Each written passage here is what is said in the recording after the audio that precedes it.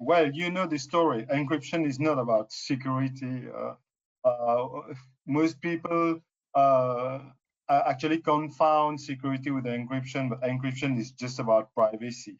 So everybody wants to be private, especially hackers and malwares, because you don't want to be identified sneaking information out of a network or whatever. So, well, I would say to work around encryption, there are basically three ways we've seen today. So the first one, if we're talking about TLS, which is the majority of encrypted traffic over the internet, web traffic, right? Here we are talking about inspecting what is still clear in the TLS traffic about the hello exchanges and gathering information about SNI and all that. So with that, you are able to actually classify the traffic.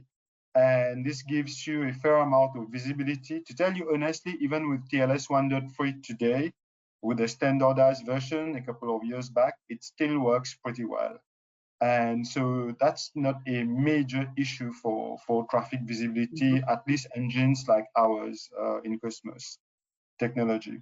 And then the second approach to encryption is actually decryption. So most people don't think about that, but yeah, most of these encryption technologies, especially the TLS ones, and even TLS 1.3, which many people wrongly believe it can be decrypted. Actually, it can. It's just the decryption framework is different.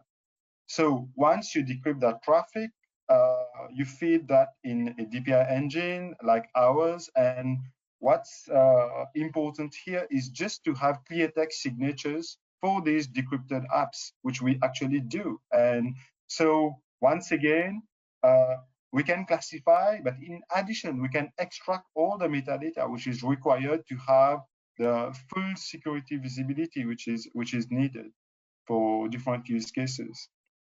And the last one, on which we have done lots of research and we had very good results, is related to AI-based traffic classification. So there are some technologies, for example, TLS 1.3 ECH, which is still in draft mode, but it could be standardized in not long. So the hello exchanges I mentioned earlier are now totally encrypted, which means this can be identified.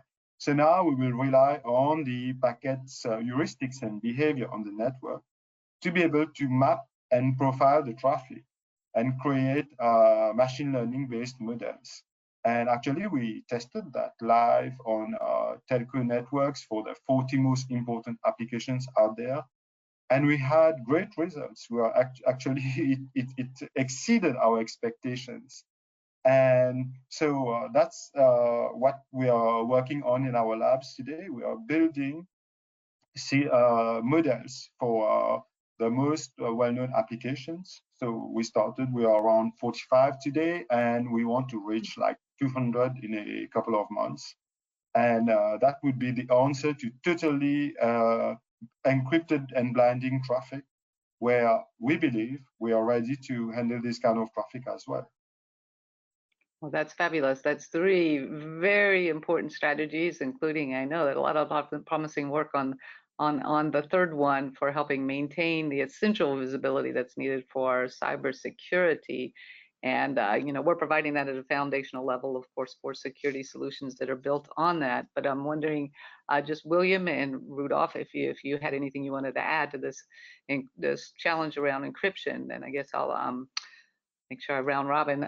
Maybe William first. Did you want to add anything on this particular topic? Yeah, sure. I mean, Danny, I think you did a really good overview of the solutions there. And of course you can, and we do use, of course, handshake information, cipher suites, and everything else. But we've put a lot on the AI side, on pretty much your third solution. So what we do is you just use information on packet size and the arrival time. And that doesn't sound like a lot of information, but actually, if you really work on your AI and you really refine it, you can detect a lot of things. You can detect data exfiltration, you can detect command and control. But these are very, so first of all, the AIs behind them can be quite expensive. They're neural networks, and so they can be quite costly to run. So there's that. And it's a type of detection which has to be supervised, meaning that you have to say, this is exactly what we're looking for. It's very hard to just say, detect anything that's abnormal in this traffic. You have to actually pre-train those models. So we do that. And the other thing is that you still have to consider any anomaly that you detect or any bad behavior you detect by using this AI just on packet sizes and arrival times. You have to take those with a grain of salt, and you have to make sure that you can either put them in an attack chain or you can reinforce it with other analytics before you start alerting people about them, because they are very fine and they will pop a lot of false positives. But that's our approach, and it really does work. So we use it mainly to detect, as I said, data exfiltration and command and control. And I'd be very, I can't wait to try your solution, Danny. I think there'll be some fruitful collaboration going on there.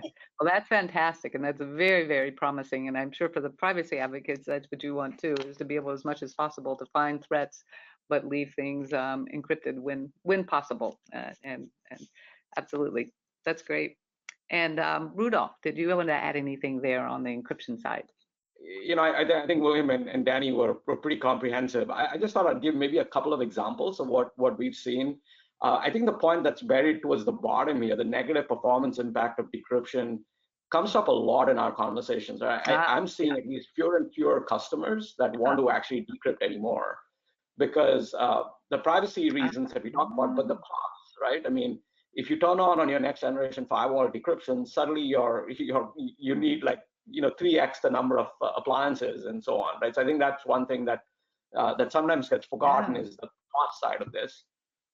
The other thing I wanted to say, and I think William put this really well, right?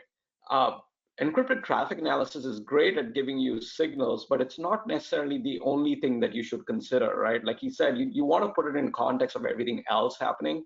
And so I'll give you one just very simple example where sometimes we can identify the application that's communicating, right? And so what I tell customers is, look, if there is a browser going out to Twitter, you maybe don't care as much, but if it's PowerShell connecting to Twitter, you probably care a lot more, right? I mean, we have enough trouble with people tweeting. We don't need, bots and IoT devices and PowerShell tweeting.